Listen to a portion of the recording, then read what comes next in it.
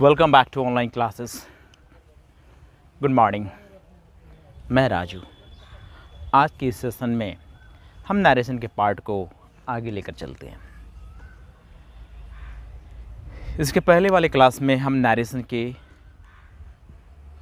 Assertive, interrogative and imperative sentence का हमने study किया था और आज हम स्टडी करने वाले हैं ऑप्टेटिव सेंटेंस का।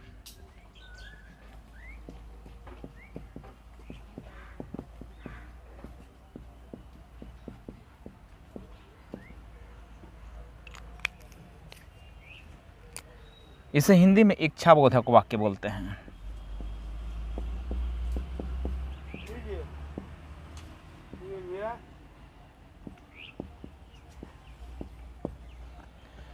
Optative sentence, it stands for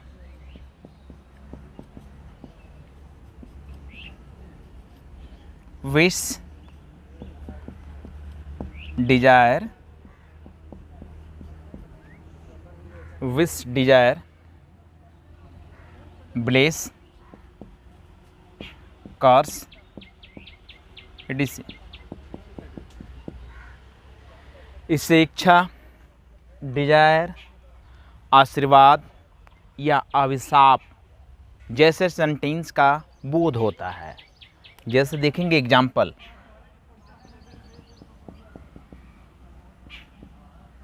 the old lady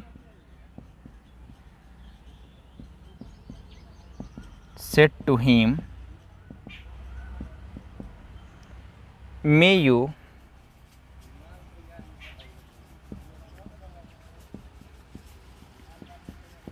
pass your exam।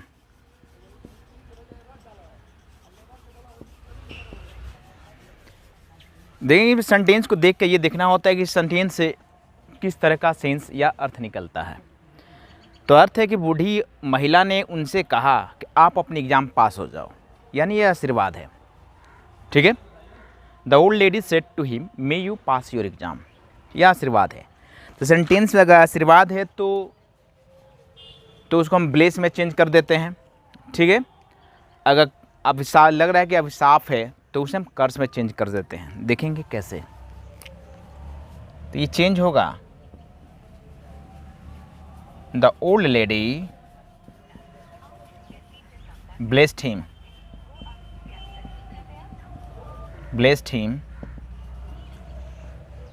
ठीक है, that he might pass his exam। Okay, next example देखेंगे। The saint said to the king,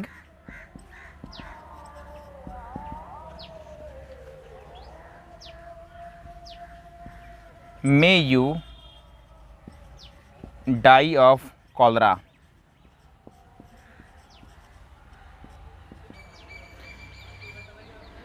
Saint ने राजा से कहा, तुम कॉलरा से मर जाओ, यानी यह अभिशाप है। कोई साधु फकीर राजा को क्या बोल रहा है, तुम्हें तू किसी भी बीमारी से क्या हो, मर जा, यानी यह अभिशाप है। ठीक है, तो क्या होगा, इसको चेंज करेंगे। The saint cursed the king that, you change होगा रूल सेकंड के अनुसार, ऑब्जेक्ट के अनुसार, द किंग के अनुसार तो ही हो जाएगा। The saint curse the king that he might die of cholera. ठीक है, it's my hope, I believe that you will have understood optative sentence, how to change optative sentence into indirect speech. ये मुझे विश्वास है आप optative sentence को कैसे indirect speech में चेंज किया जाता है ये आपको समझ में आ गया होगा। तो चलते हैं, इसको आगे हम बढ़ाते हैं।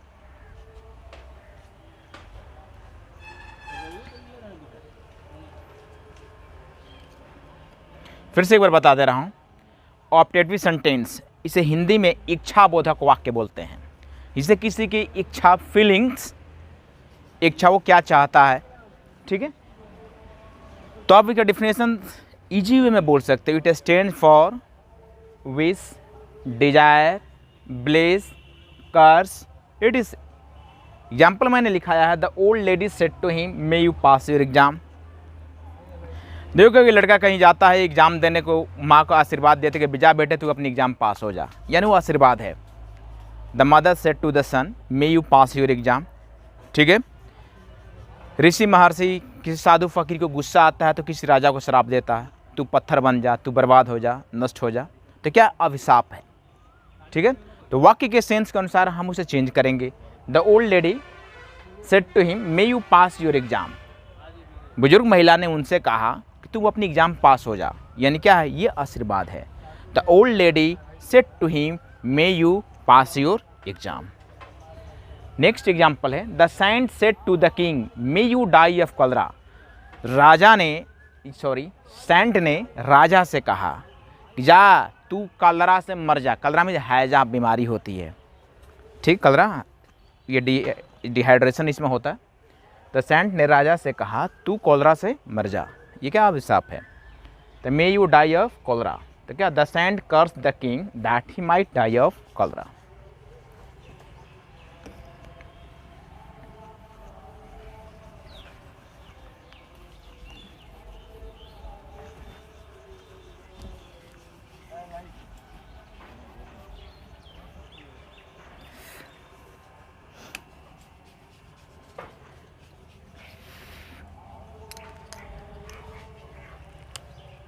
Next exclamatory sentence.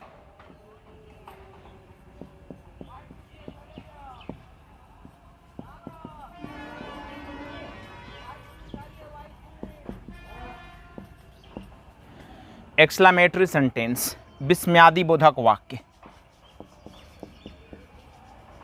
विस्मयादि बोधक हिंदी में कैसे लिखेंगे?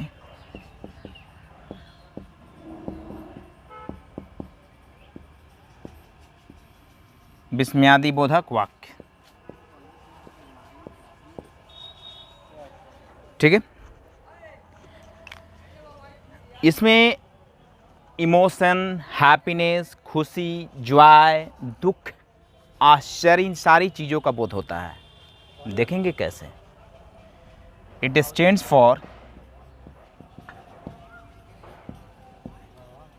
Sudden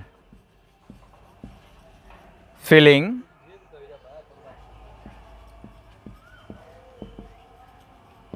emotion, happiness, joy, sorrow, surprise, etc. इस सडन फीलिंग, ठीक है, इमोशन, जज्बात, हैप्पीनेस, खुशी, जॉय, दुख, सौरो, सरप्राइज, आश्चर्य, इन सारी चीज़ों का बोध होता है। जैसे देखा होगा कि कोई कोई कहता है कि हाँ खाए हैं। जैसे देखा होगा कभी कभी कोई बुजुर्ग आदमी बड़े दुख के साथ कहता है कि मैंने अपना बेटा खो दिया, ठीक है, आई हैव लॉस्ट माई सन। देखेंगे example.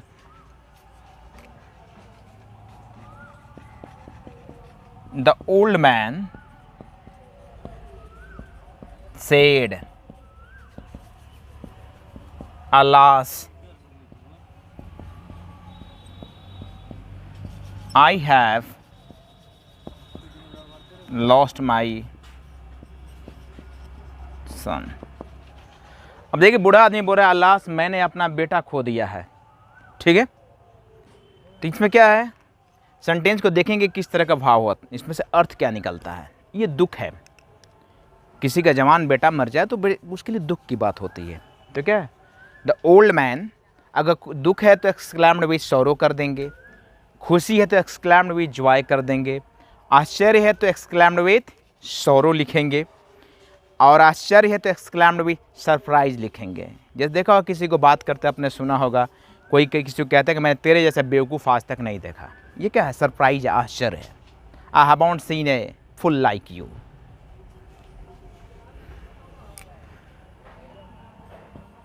The old man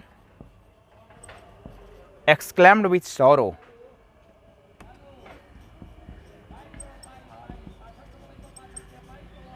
exclaimed with sorrow that आई आया है ओल्ड मैन के लिए तो ही हो जाएगा that he had lost his son।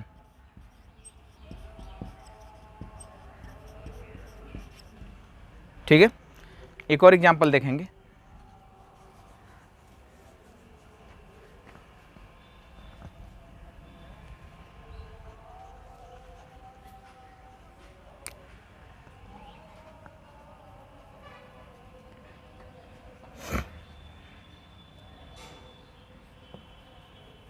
They said,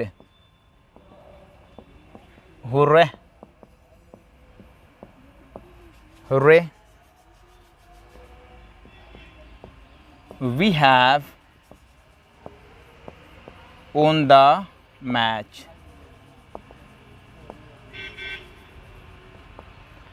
अब देखेंगे या हुर्रे, जब कोई टीम मैच जीतती है तो उसके प्लेयर हिप हिप हुर्रे या खुशी का इजहार करते हैं ट्रॉफी के साथ, या जो भी उन्हें अवार्ड मिला रहता है उसके साथ। वो क्या है? वो लोग दे आर वेरी हैप्पी, वो लोग बहुत खुश हैं। तो क्या है? तो यहाँ हम दे एक्सक्लेम्ड विथ जॉय कर देंगे।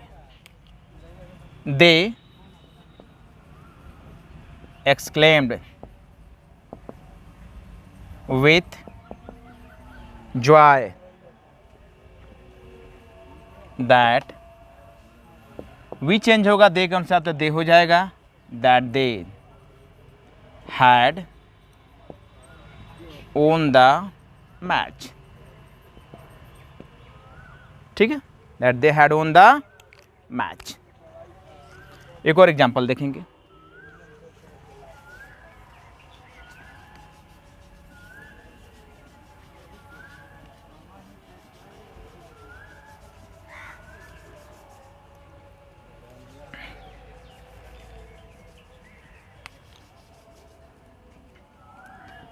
He said to her, what a beautiful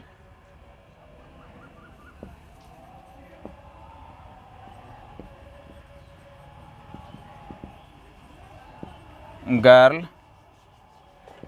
you are। उसने उससे कहा तुम कितनी खूबसूरत लड़की हो, यानी आश्चर्य है, यानी she is very beautiful, due to which he is surprised. तो क्या है जी? ये आश्चर्य है, तो क्या होगा? He exclaimed with surprise that she was a very beautiful girl.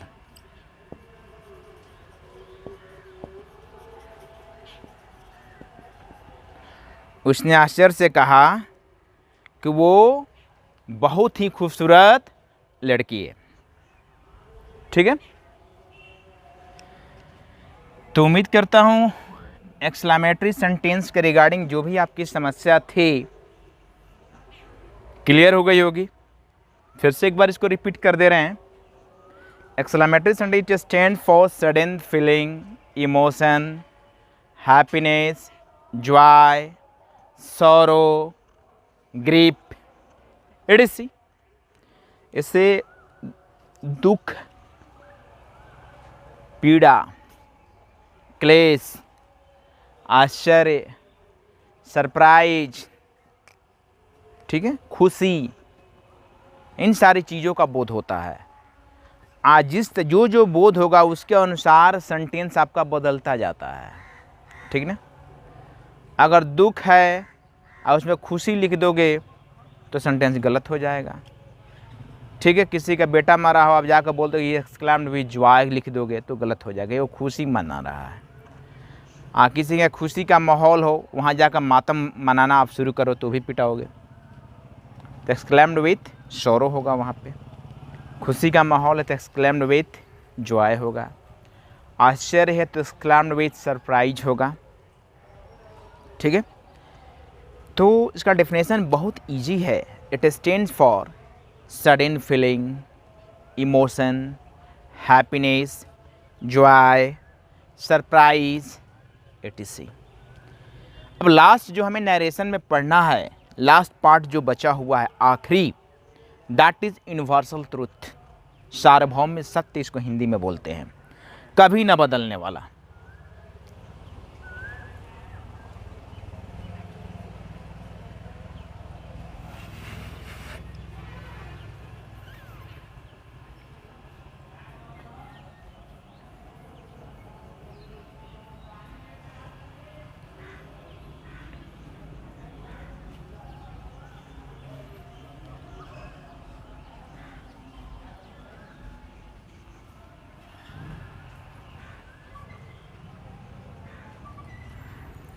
देखेंगे universal truth.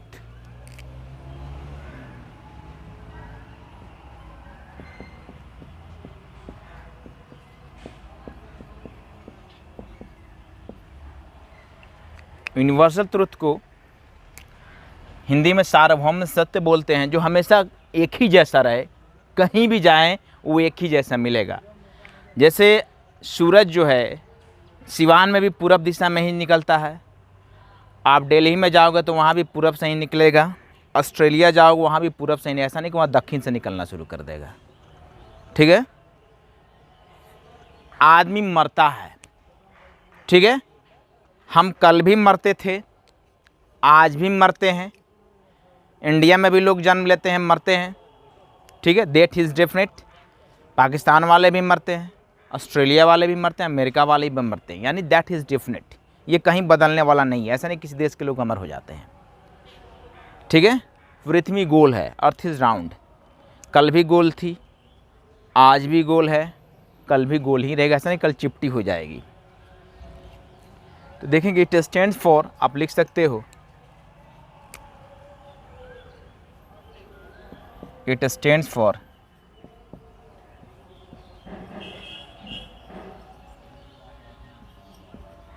such things which can't change,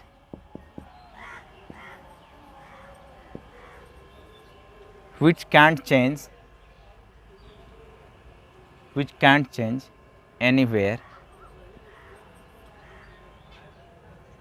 anytime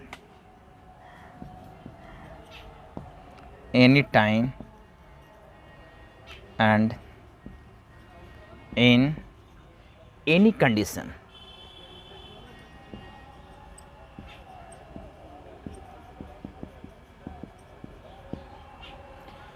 इससे वैसे वस्तु का बोध होता है जो कभी नहीं बदलता है, कहीं भी, किसी टाइम और किसी भी हालात में। हालात चाहे जैसा भी हो, आपके फेवर में हो, अनफेवर में हो, आपके पक्ष में हो, आपके विपक्ष में हो, वो जैसा था वैसा ही रहेगा, चाहे आप उससे राजी हो, चाहे दुखी हो, चाहे नहीं हो। That is universal truth. ठीक है, देखेंगे example.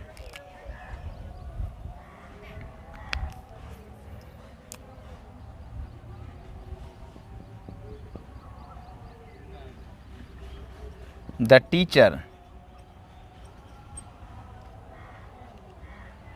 said to the patient, said to the children, sorry, the teacher said to the children,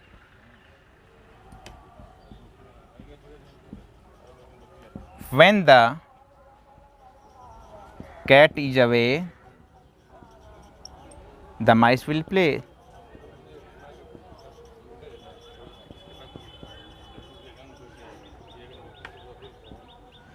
आप देखेंगे शिक्षक ने बच्चों से कहा जब बिल्ली दूर रहेगी तो चूहे खेलेंगे। यानी चूहे बिल्ली से डरते हैं, कल भी डरते थे, आज भी डरते हैं और चूहे कल भी डरेंगे। तो क्या होगा, द टीचर, एक बार ध्यान देंगे, सिर्फ इसमें सेड को टोल्ड कर देंगे, इन्वर्टेड कॉमा के बदले डैट लिखेंगे, बाकी पूरे सेंटेंस को जैसे का तैसे हम क्या करेंगे, लिख देंगे। The teacher told the students that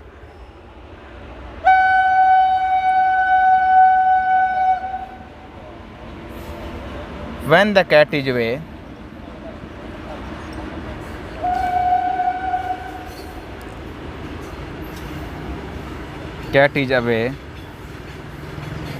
the mice will play.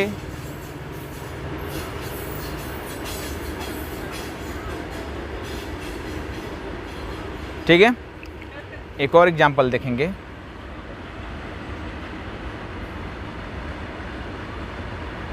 He said to him,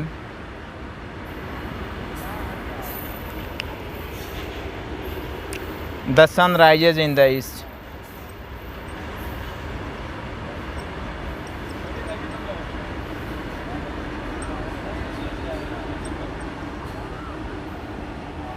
उसने उससे कहा कि सूरज पूरब में निकलता है। तो क्या होगा, he told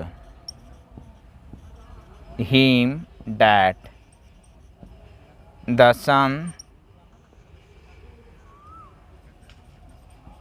rises in the east.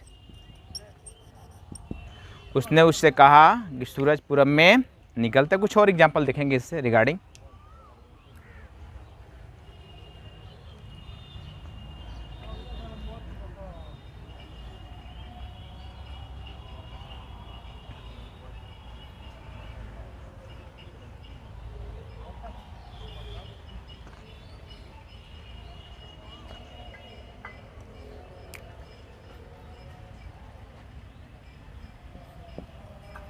They said to us, man is mortal.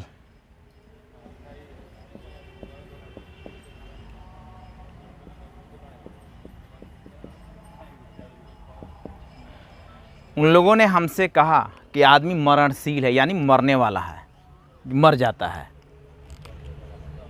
ठीक है, तो they told us that, जैसे का तैसे हम क्या करेंगे, उतार भूल कर भी अगर यहाँ ईज को अगर वाज किए तो आपका सेंटेंस गलत हो जाएगा। एक बात का ध्यान रखेंगे, that man is mortal। अगर यहाँ वाज करेंगे तो इसका मतलब हो कि आदमी पहले मरता था अब अमर हो गया है। ठीक है, अमर होगा तो यानी सेंटेंस गलत हो जाएगा। जन्म लिया है, उसको एक दिन मरना है, जैसे भी मरे, नेचुरल डेथ हो अननेचुरल डेथ हो, he will have to die one day. जन्म लेते ही मौत हमारी डेफिनेट हो जाती है, that will have to die. whoever has taken birth on this land will have to die one day। जो भी जन्म लिया है उसे एक दिन मरना होगा। That is universally true. It is also true that sun always rises in the east, the earth is round, the mice fear from the cat। चूहे जो हैं बिल्ली से डरते हैं, कल भी डरते थे और आज भी डरते हैं, and will fear from the cat, और कल भी डरेंगे टुमारो। तो that is universally true, that can't be change in any condition, any situation, anywhere, any time. It can't change itself. वो खुद को कभी नहीं बदलता है, कहीं भी जाएगा, किसी भी हालात में रहेगा, एक जैसा रहेगा, कभी उसमें परिवर्तन नहीं होगी। That is universal truth.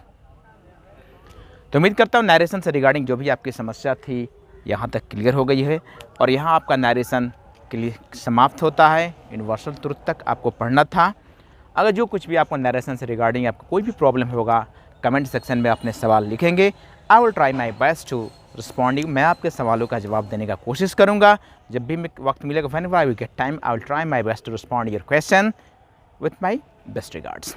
Thank you. बन रही वीडियो चैनल के साथ। अगर if you are new then after subscribe this channel and press the bell icon to get the notification of every coming videos. Thank you, good day, जय हिंद।